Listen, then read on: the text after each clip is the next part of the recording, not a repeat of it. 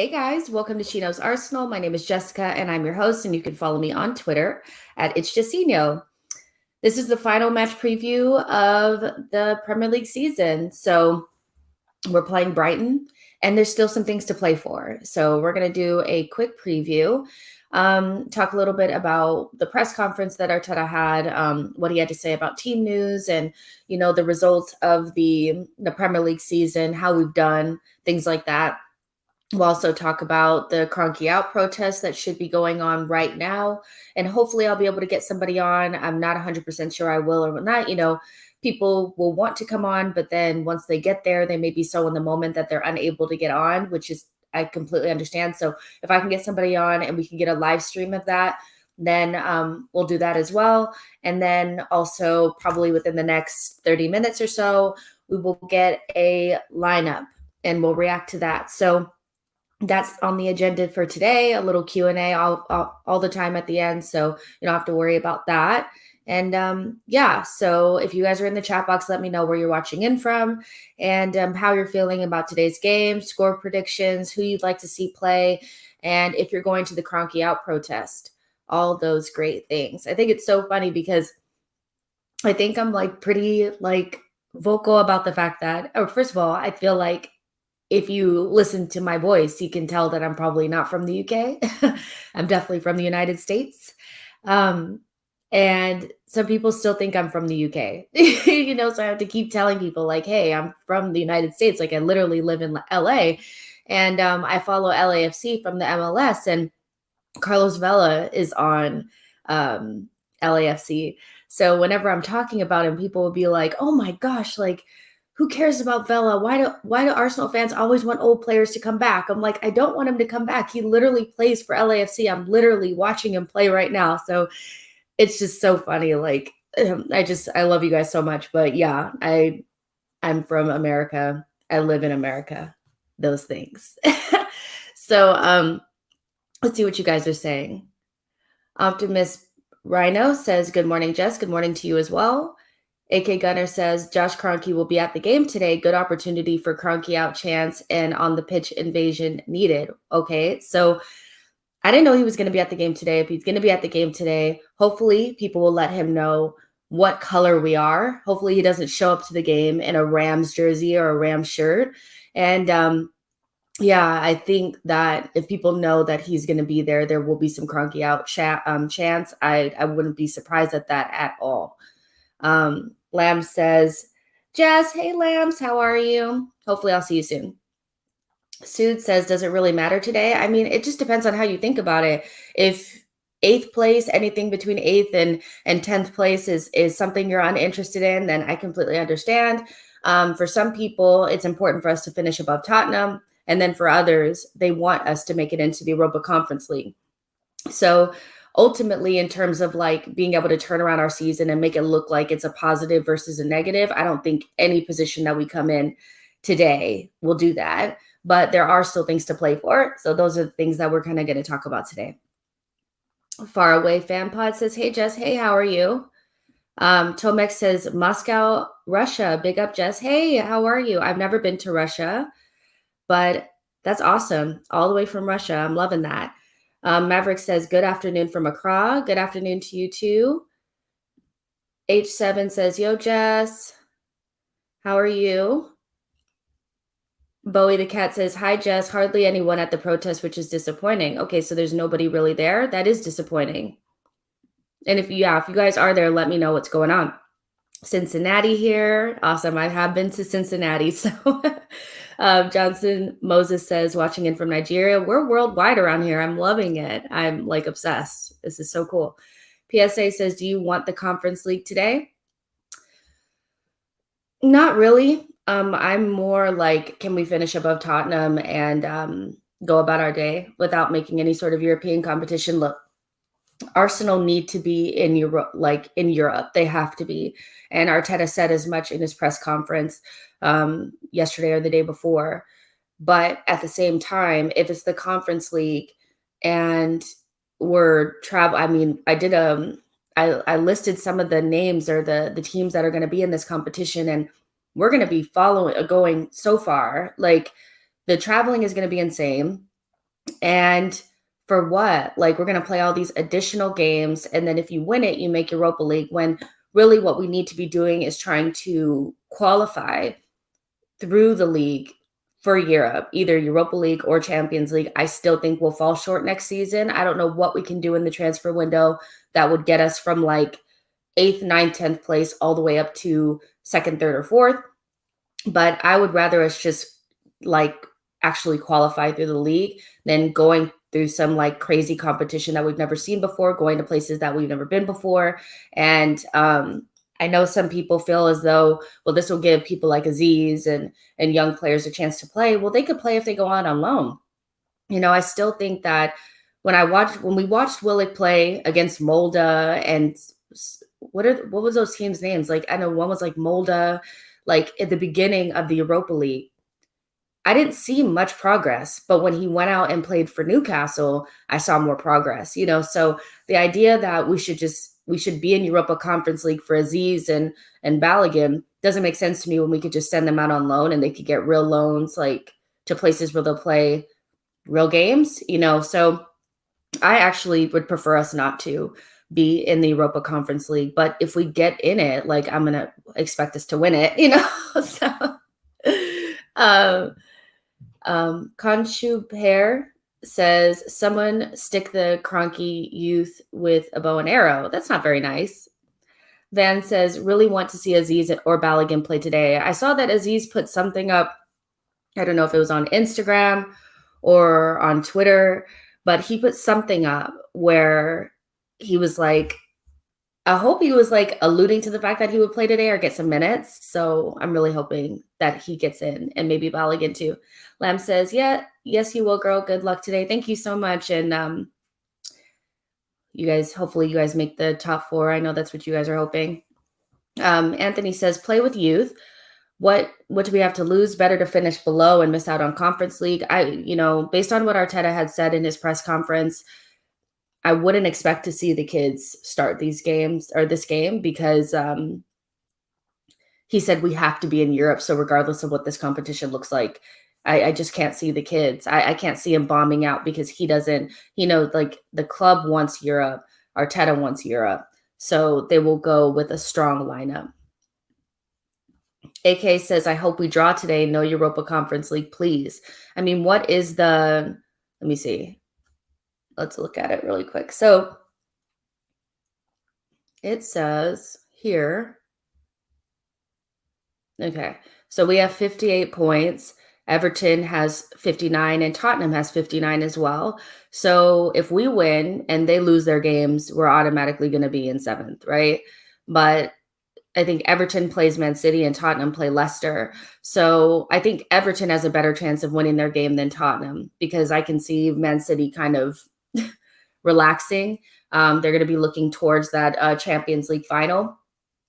So Everton, I would imagine, could win their game. And so if they won and we won, but Tottenham lost, then we would be above Tottenham, but we wouldn't make the Europa Conference League. So for me, I want us to win no matter what. I would never want us to tie or lose or anything like that. I would prefer the other games go in a certain way that would allow us to be free of this Conference League.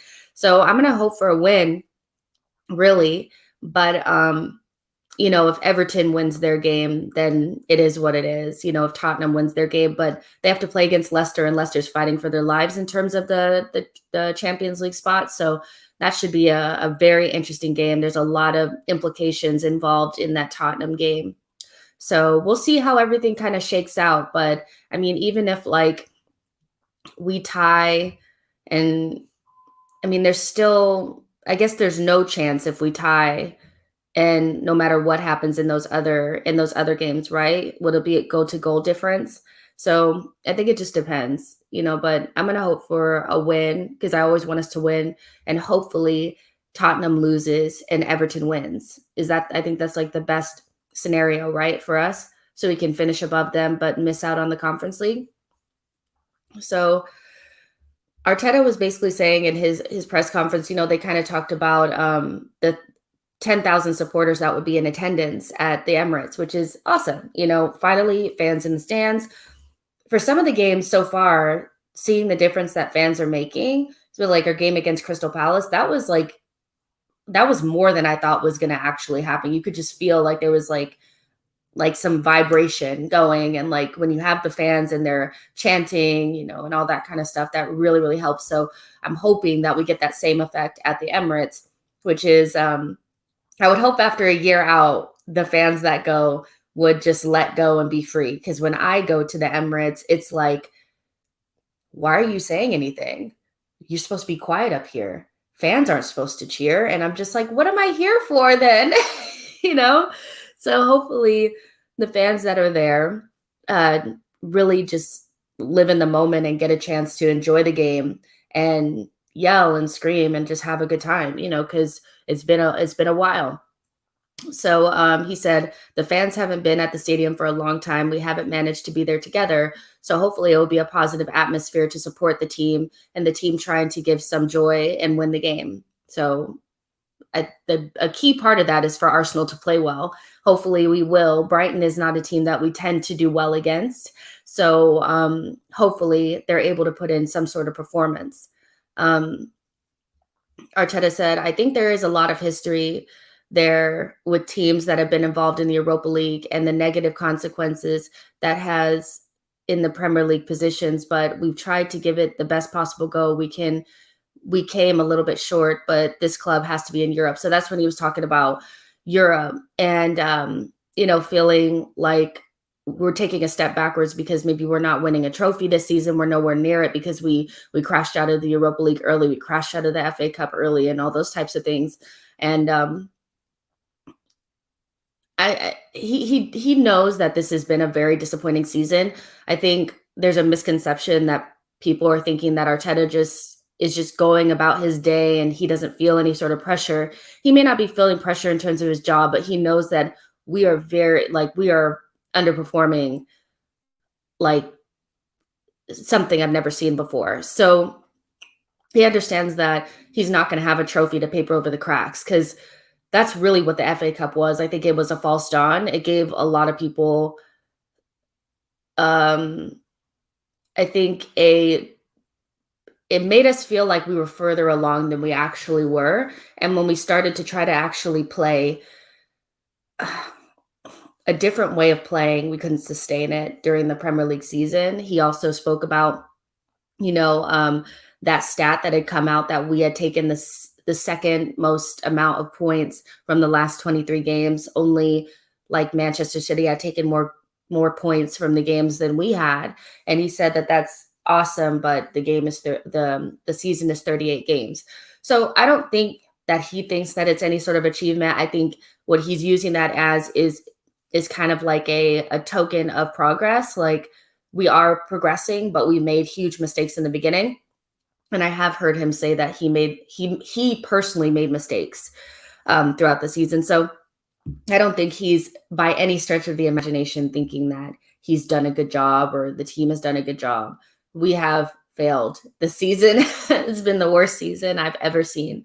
So next season, I don't think he'll be getting as much grace as maybe he's gotten this season. So let's see. Timothy says false hope, like this stupid since Boxing Day table. Yeah, I mean, it is. I think what people have to understand about the since Boxing Day table is I don't think anybody that's posting that is saying, ha ha, look, we're the second best team in the, I don't think that that's what it is. I think it's more of like, look at what we could have done if we had not just completely capitulated from November to December. I think it is important to understand the trend of the team. We have improved. And the numbers say that, underlying metrics say that, points total says that. But when you are absent in mind and body for 7 to 8 games throughout the Premier League season, unless you have an extraordinary run, you're not coming away from that. And when I look at those games, from those 7 to 8 games, I saw Arteta being inflexible and trusting players that he shouldn't have been trusting. Throughout that time, we played, Willie and Lacazette, Aubameyang front line. That's nothing like what we play now. I mean, if you look back on that, that's like, ugh, you know? So he made a lot of mistakes. So I would say that since Boxing Day table, I don't think is any sort of, oh, look at us, we're Arsenal, look at we're doing good, we're second best in the table, all that kind of stuff. It's just how bad were we during November and December to have bottled that hard? Because to be second in the table and since basically since Boxing Day, and then to be in like eighth, ninth place, that's nuts, So I don't think anybody's taking that as like, look, we're the best. Like, you know what I mean? Eureka said, it'd be interesting to see our opening day lineup versus Fulham versus the lineup we picked today. Let's see. Let's find it. I mean, I could tell you the lineup that we had against Fulham. To be honest, we played a back three. Looking for it. Who's up here? Yep. Okay. So we know we're not gonna play like this, here really quick. I know that looks weird. Give me one sec. All right. And this is how we played on the first game of the season. I mean, Leno holding Gabrielle Tierney back three. Look at that. That's a back three with Tierney as a left-sided center back. It took us until like December to start playing Tierney in his right position. And I thought that he was doing okay as that left-sided center back, but I think we all prefer him more as that left wing or that left back. We played Bellerin. He doesn't even really play anymore. He's actually injured, so we won't see him today. We played El Neni and Granit Xhaka, which is something that we saw a lot because Thomas Partey, I don't even think Thomas Partey was an Arsenal player at this point. Because remember, the transfer window closed while the season was still happening. Thomas's first game for Arsenal was against Man City. So El Neni and Granit Xhaka were in the midfield. Ainsley Maitland-Niles, who's now his loan will finish, but went on loan to West Brom in January.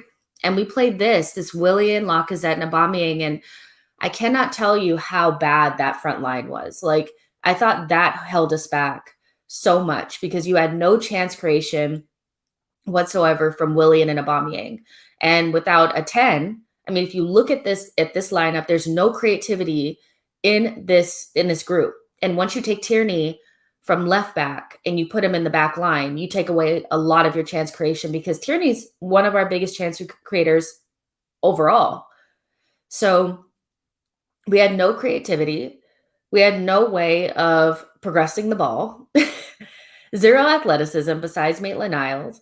And I just remember that system crashing and burning after that West Ham game. We really suffered in that West Ham game. Then we played Liverpool and Man City. And then by then we were just like trying to figure out anything that would work. We played false nine against Man City, but it really wasn't until Boxing Day when we kind of gained something like a little grasp on what we were trying to do. But yeah, that's pretty much what that was. Yeah, we'll definitely compare it when the lineups come out.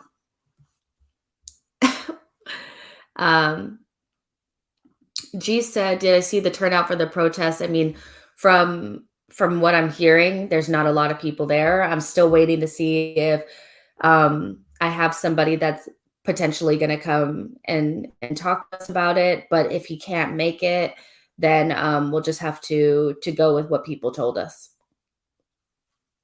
What time is it? Oh, we're almost at the lineups now.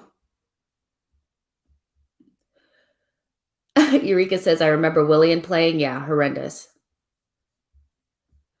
New Dawn Game says, there's an argument to say that if we hadn't totally botched that November to December period, ESR and Martinelli may not have found their way into the team this season, and Saka may have been supplanted. Yeah. Yeah. I mean, I understand. Yeah, I hear what you're saying, and everything happens for a reason. I do believe that. So, I mean, if we had not, it may have been another false dawn. You never really know because I never really thought Aubameyang, Lacazette, Willian, this type of group of forwards was ever going to be sustainable, because you can't press with that group. You can't run with that group. That group doesn't make unselfish runs. They're very economical with what they do. So, I mean, having one of the oldest front lines was really hurting us. So I think adding some of that youth in there really helped us out. And I would hate to know what the team looked like without ESR and Martinelli, and because they have been the shining light of the season for me, so I agree with that. That's a really, really good point. Let's see. Bowie the Cat said we still won 3-0, but I mean, we see that was against a Fulham team that was before the Fulham team that we played a couple of weeks ago that we couldn't beat. So I think it was a combination of first game of the season, maybe Fulham respecting us a little bit too much because they didn't know who they were playing against. I remember in the beginning, it was kind of like the West Ham game really showed me who we really were, because we struggled against a West Ham team that hadn't really gotten going yet. You could tell that they were a different type of West Ham team, and we kind of took them for granted. And it took a 90-minute Nketiah goal to get us over the line. And they had a lot of chances to put us away. And I thought to myself, I was like, this is going to be a rough season, because we can't, at home, we're not dominating possession against West Ham, and they were pressing us off of the park. And the one thing that I know about this team is that if you give us time and space, we look really, really good. Our patterns look good. We can control the game. But if you press us and you make it into a physical battle, or you just make us have to be a little bit more urgent, we can't play. So when we struggled against West Ham, I was like, wow, we're going to struggle this season. And we struggled from that moment on. The only good game in that kind of that stretch of games was the Manchester United game. Really, the rest of them were very dire. Even against Sheffield, I thought this is one of the worst teams, and it took a Pepe goal to get us over the line as well. So we've struggled this season. We really, really have. Zach says, hey girl, hey, how are you? Hope you're all well. Come on, you Gunners. Yes, we need to win. We need to win. I want to see us win no matter what. Again, but the whole Europa League, Conference League, no. I want it to be decided not based on, I want us to just win our game, and then it's decided based on everybody else's games. I don't want us to lose. Eureka says, I think Arteta's tactics became predictable over time. His ideas work for a while, then coaches just figure it out. Yeah. He does switch it around a lot, like when it starts to work and then we hit a rough patch, instead of just tweaking it a little bit, we change systems completely. And that's definitely something that has been a little bit of a deterrent for me, just because I'm like, how is a team supposed to, you gain confidence in repeat it, in things that you repeat, like anything that we do in life. When we do it over and over and over again, we become more confident in doing that thing, so to see them having to switch from system to system to system and learn new ways to play every couple of games, I think was a little bit too much to handle for some of these players, because they're just not good enough. And we have a handful of players that can play in different systems and can play different positions, and most of them are under the age of 21, so I just think I agree with you that he would get found out, and instead of just hoping that the team would play through it, he would switch the system. And so we've played, I want to say, 4 different systems this season. And our best run of games has come in a 4-2-3-1. I thought last season when we played, our best run of games was in a 4-2-3-1 until we went after lockdown and we started playing a 3-back. So if this is a trait of Arteta, then that's something we're just going to have to accept. But I would hope that he would just find something, and then we would just continue to perfect it until people couldn't just figure it out. Because the idea that we're just going to continuously just switch is problematic for me as well. So I'm not sure if the person that I was going to have come is going to come. So if they don't, that's perfectly fine. But if you guys know anything about the protest, let me know so that we can kind of talk about it. People are saying that there was very little turnout. Um, yeah, that doesn't look like a lot. This is Egal here. Hold on. Let me try to show you guys.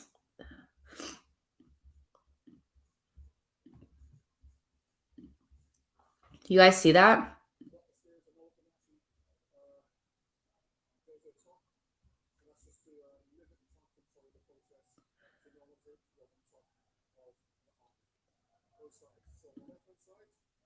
Do you guys see that?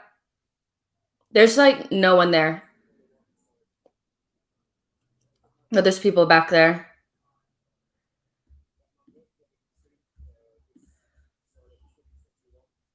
Mm.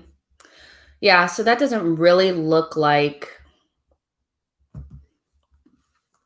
a lot of people. Nothing like the first one, but to be expected. Here's another one, you guys.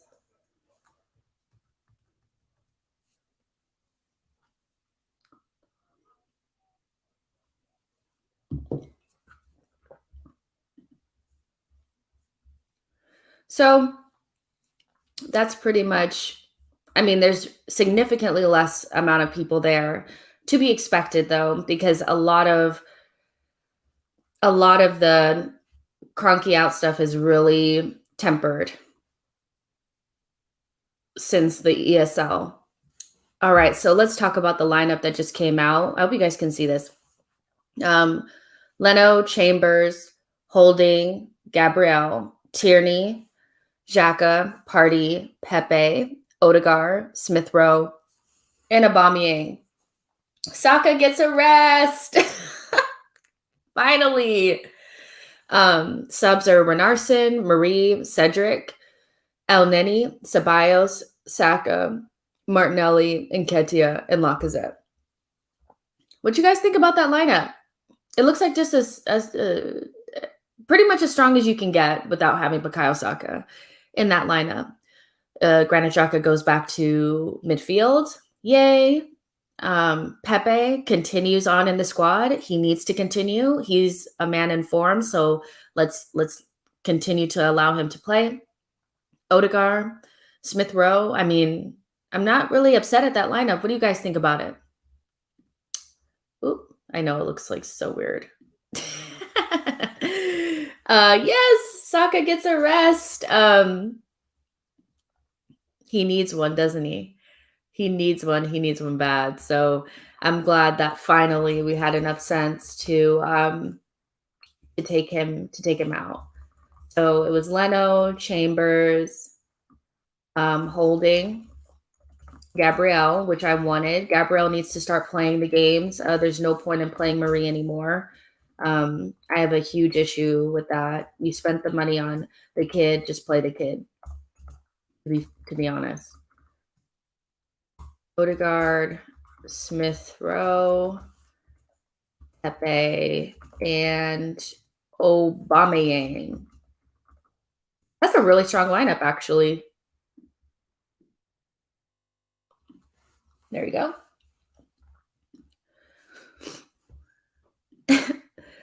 Zitch says, will Renarson ever be decent? I don't think so. I don't think he's okay, so don't ever let a goalkeeper coach recruit for you, because this is what happens. Renarson is a Naki recruit. We actually asked the goalkeeper coach who we should bring in. What the heck? So he was one of those, and he needs to go out on like a loan or something. I wouldn't waste that spot on him. I would give it to a Kroenke or Hein or any of those goalkeepers in the academy, give them that third goalkeeper spot and open that up for a homegrown player and just move on from Renarson, because the guy was just not good.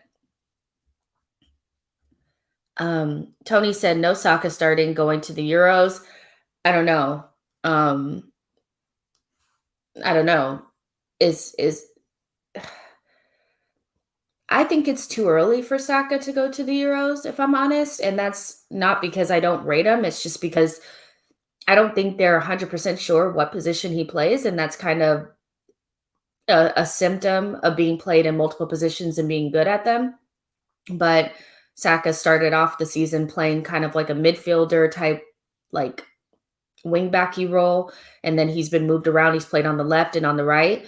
And if you look in those forward positions for England, I love Saka, but he's not quite there in terms of his end product. And that's something that he will develop over time. It's not just going to be, it's not going to just happen, you know? So for me, seeing like the likes of Sancho and um, Rashford and Sterling and these types of players and how they put up at least 10, 15 goals a season, easy, you know, Saka's not really there yet. And then when we start talking about left wing backs and all that kind of stuff, I don't see him getting in over Chilwell and and Luke Shaw. And even if they are like, well, we want an extra person in there, they'll just bring Trippier. They played him at left wing back, you know, in the qualifiers. So I think it's early for Saka, and that's not to say that he couldn't make the squad. I just don't think he will because he's just not there yet. And he's 19, so it is what it is. Like, you know, if he makes it, amazing. If he doesn't, he'll have plenty of time to make that team. The fact that he's even being considered, I think is amazing. I really, really do. Oh, John Q said, "Didn't check recruit Mendy." I mean, that's different. We're talking about apples and oranges here. Inaki is somebody who has a I don't want to say he has odd methods of doing things. And a team like Arsenal should not be asking their goalkeeper coach, who's new, to recruit the goalkeeper for them. That's all I'm going to say. Eureka says ending the season with Chambers at first choice right back is something I would not have predicted. That's a really really good point. But I think he's been the best out of all three. To be honest, it's a small sample size, but Bellerin has not been good this season. And Cedric has left a lot to be desired, in my opinion. I think he's just been okay, you know. But Chambers has been pretty good, you know. So hey, he won it fair and square. I mean, I don't feel worried when Chambers is back there. S says Saka hasn't played well for the majority of the last 2 months. If we're being real, I mean, he's one of our best players, but he's been out of form, and I think it's just he's been overplayed. He's been overplayed. I mean, would he even be beneficial to have around for the Euros? He hasn't been rested. He's very very tired. You can just tell, you know. So I think him not playing well is just him being a young kid that's going to be inconsistent in conjunction with being grossly overplayed by Arteta. So yeah, I don't think he's been that great, but it just speaks volumes that we still need the kid to play. You know, that's how bad the squad is.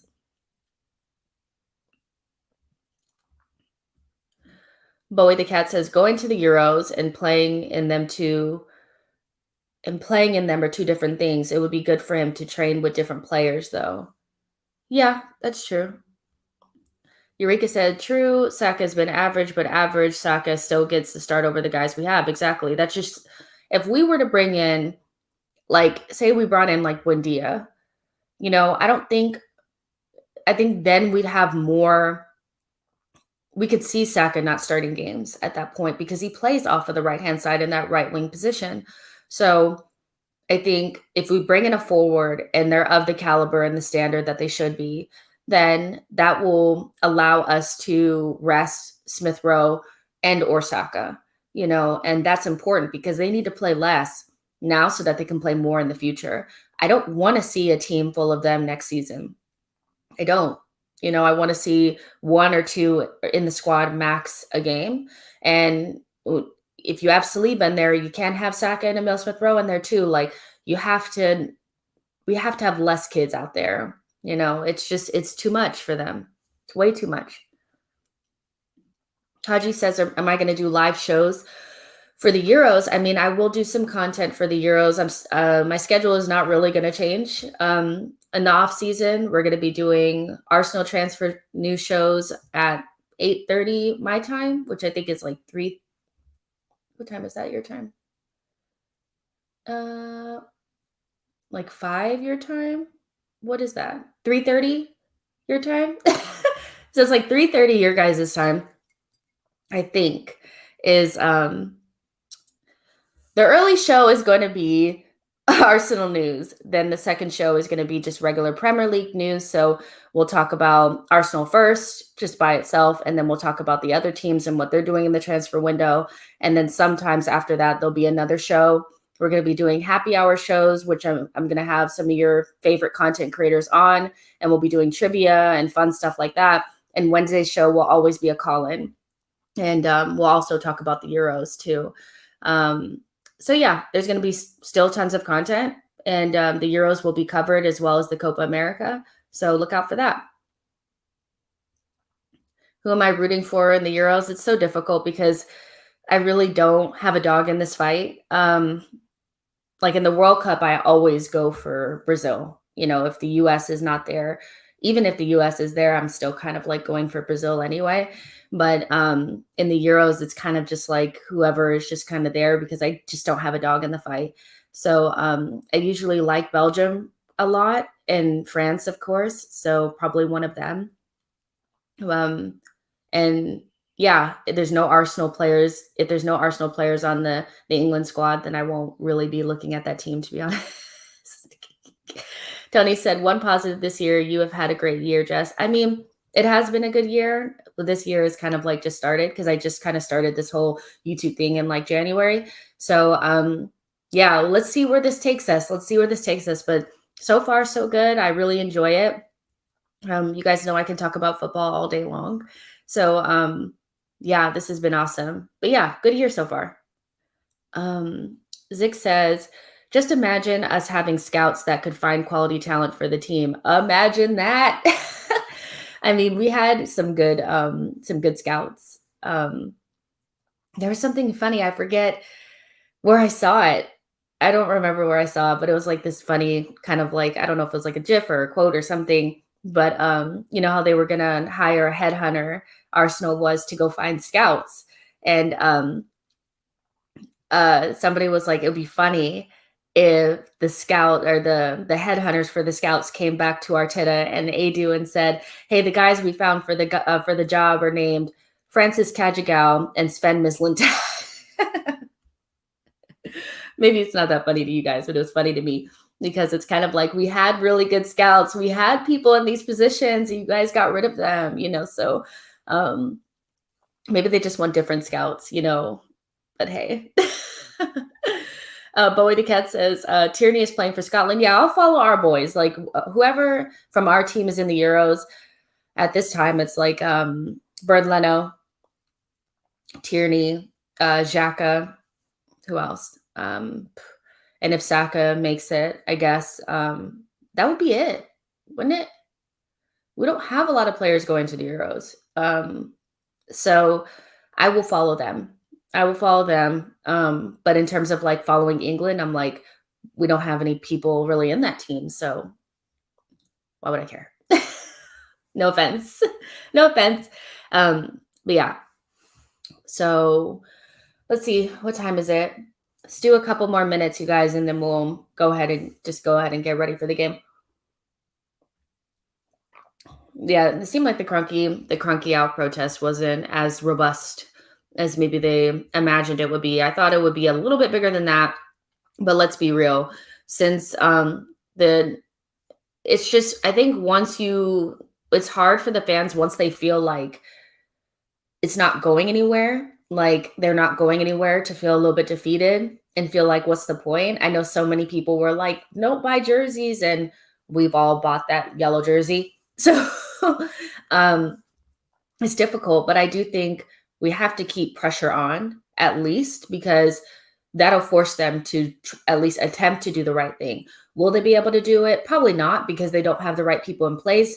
They're not involved in football, so they're not football people. They don't know what to do, but we at least need to put pressure on them to try to do the right thing.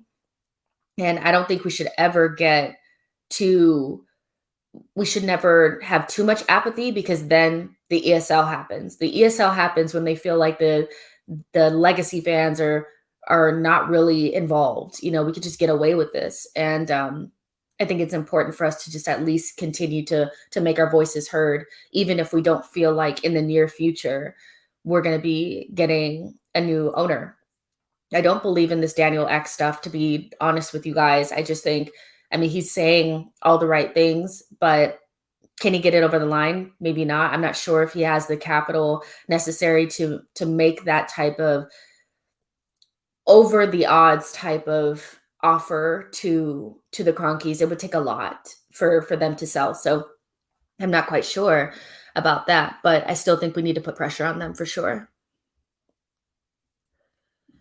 Let's see. AK Gunner says Steve Bold was sacked. Good news. Dinosaur coach. We need to implement a style of play so that the young guns are ready for the first team. I agree. I agree. Look, I like Steve Bold. I will never disrespect him, but I don't think that he was doing a really good job for the under 23s. And the under 23s and the academy and the first team need to work together, like you said, to implement a style of play so that it transcends from age group to age group to age group. And when they get to the first team, they're not like, what is this place? So I agree. The fact that he almost got them relegated, I think is enough for me to be like, hey, you need to go, because Arsenal's academy team or their under 23s team needs to be at the top. They can't be getting relegated. It doesn't speak well to the club. It's just not a good look. And watching them scrape to try to stay in that league was horrendous. It was I just feel like because of that, even like people like Aziz and Balogun couldn't come up to the first team because they were so needed there. And I'm like, no, that's not what we should be doing. So I think that's good. And I think in coaching positions, we need to have the best of the best in every position, because that's going to help us in the long run. And I think in certain positions, people have maybe been getting away with doing less than what they should be doing. And so hopefully we can replace him with somebody who really knows what they're doing, that can really whip those boys into shape, work with Arteta, and we get a nice little conveyor belt of the right type of players coming through the academy and into the first team to serve the first team. So I agree with that. Optimus Rhino says, watch alongs next season. Maybe we would love to see your game face. You guys, you guys will unsubscribe so quick. I'm not a good watcher of football. Like, I'm very stand up by the screen and coach them through every single play. I'm not like, I can't just sit, I have to be like up, and I don't react well. But maybe it is something that I will try to do next season, is the watch along. So if that's something that you guys are interested in, I will figure out a way to do those. As cringy as they will be, I will do them for you guys. S says, have you checked out some of our youth players? You should look for PB Comps YouTube, and they have a playlist of about 30 videos on Haaland players like Patino, Taylor Hart, Aziz, etc.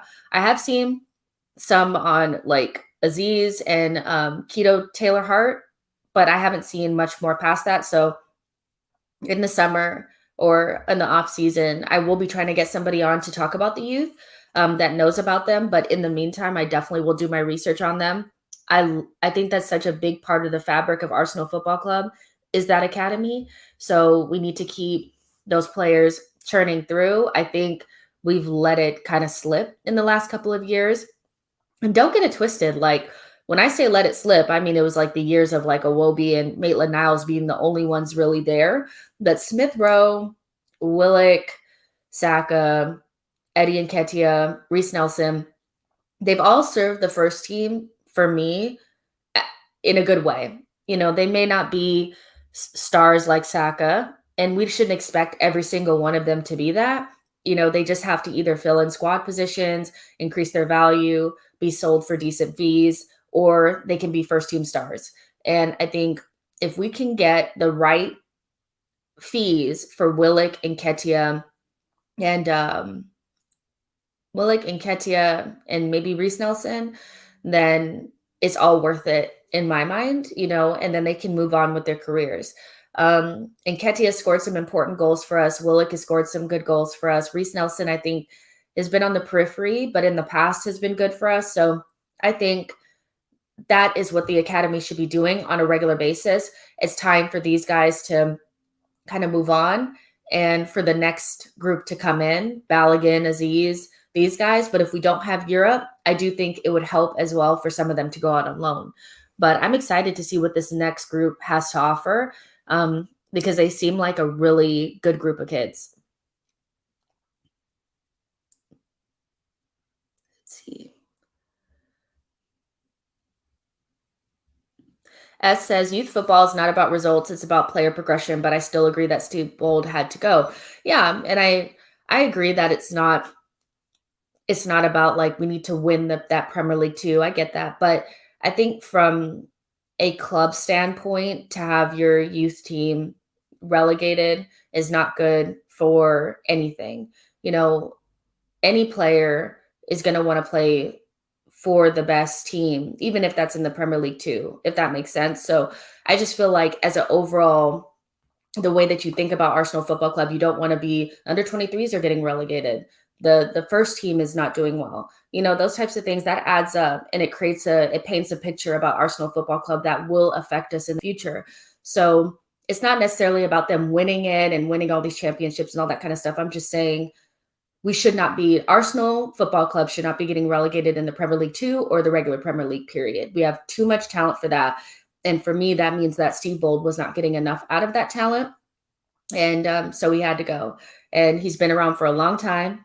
And yeah, I think a lot of those coaches that are like in the under 18s and stuff do a really, really good job. That's where they really learn, and Steve Bold is not keeping it up. But yeah, if they win it, I don't care. I just think they should still be up at the top. But that's just me. The problem with the under 23s is that we sent a lot of them out on loan, so we were short for a lot of positions. That's true. As soon as Arteta came in, I remember that he took like what is the guy's name? The one that he plays in the back. He's a tall Zach Medley, Matt Smith. A couple of them went out, and so that kind of decimated their squad a little bit. So I do agree. And then I remember Per Mertesacker was on like last ditch effort trying to bring in some of these kids for free, like some of the ones that have gotten like cut from their squads or cut from their clubs and all that kind of stuff. So yeah, that was a big part of it. But the fact that they sacked him lets me know that they probably were like, you aren't doing the business, buddy.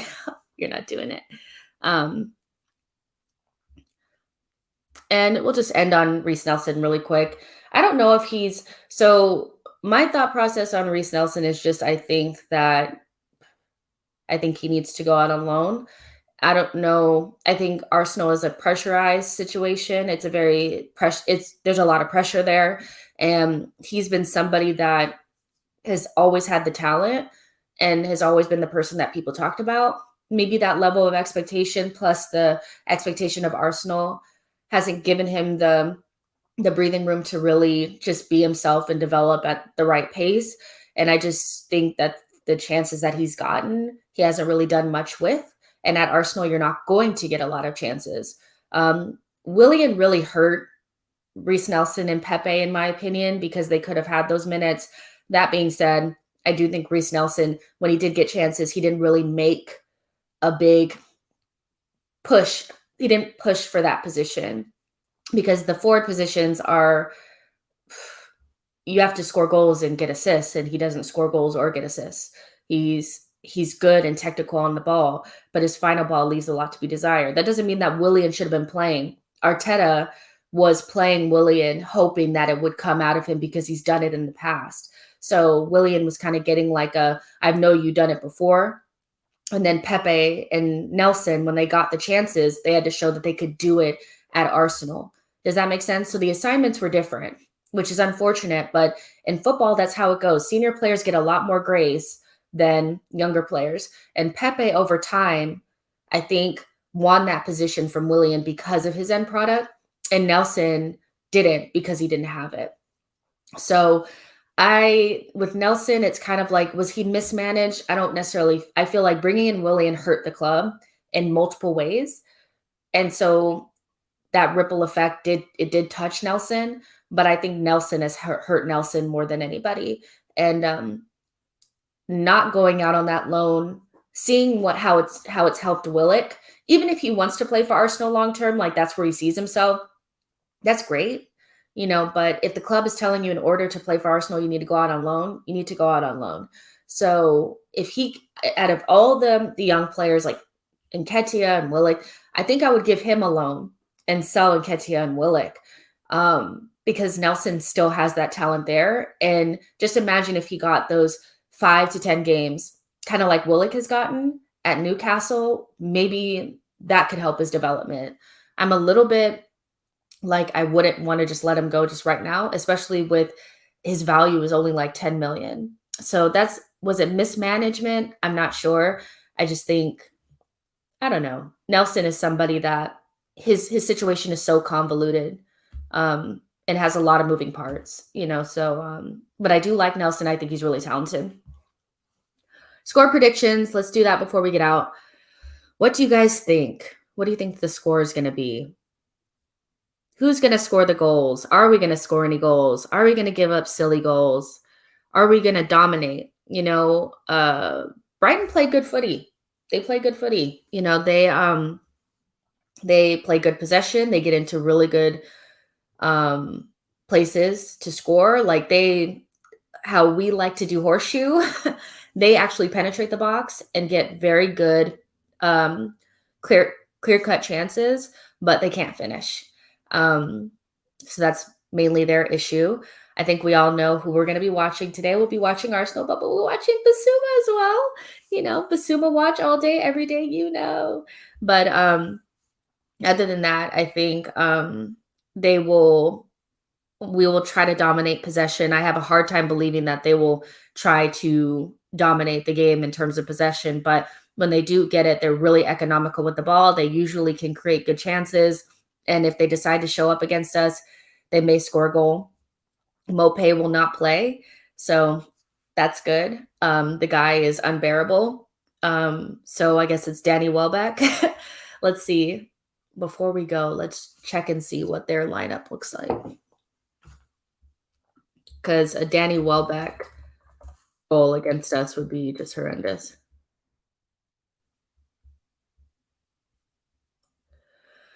Sanchez, White, Webster, Dunk.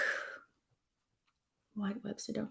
McAllister, Trossard, Gross, Moder, Jahanbash, and Byrne. Oh, so they're playing 3 at the back. Okay. Well, no Welbeck, so we don't have to worry about that.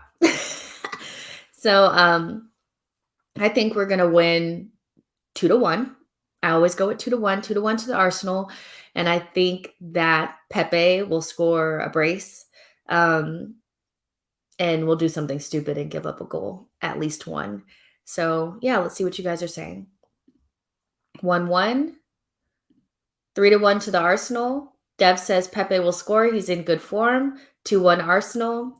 Rancid says 3-1 Arsenal, Pepe hat trick. That would be amazing. Bowie the Cat says no Mopé, no Welbeck. 3-0 to the Arsenal. Exactly. And Tony says ESR will score. I'll take that. All right, you guys. That's it for the preview. It's so early. It's so early. You guys are the first people I've spoken to this morning. And this has been awesome, but it is early. Make sure that you guys like the video, subscribe to the channel. Right after the game, instant reaction, and it'll be a call-in show. So we'll be able to talk about kind of how we felt about the season. So don't be scared. Come back after the game. Let's talk. And yeah, it'll be a call-in show. And we'll react to the game and the season as a whole. Yep. I'll talk to you guys after the game. And yeah, take care of yourselves. Bye, guys.